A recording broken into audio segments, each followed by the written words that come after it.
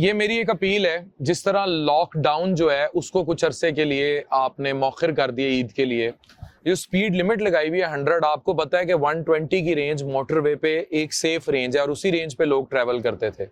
तो motorway police पहले ही बहुत अच्छा काम कर रही है, तो अरबाब इख्तियार कम अज कम ईद तक इस रेंज को, क्योंकि लोगों ने अपनी नौकरियों पे वापस भी पहुंचना होगा, इधर घरों में भी पहुंचना है।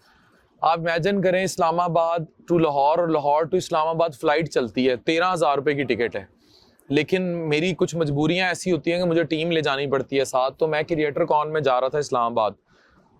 आप इमेजिन करें 100 की स्पीड पे इस धूप में वी आर ट्रैवलिंग, इतनी तेज धूप में, और 100 की स्पीड पे।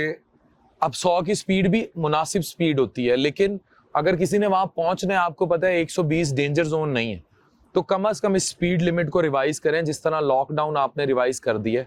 और कुछ नहीं करना तो कम अज कम ईद तक जरूर रिवाइज कर दें, क्योंकि इससे लिटरली लोग बहुत लेट होंगे, जिन्होंने घरों में भी पहुंचना है उनको भी, और जिन्होंने फिर वापस आना होगा ड्यूटियों पे उनको भी। तो इसको कम अज कम ईद तक तो रिवोक करें, और ये एक रिक्वेस्टिंग अपील है, इट शुड बी डन।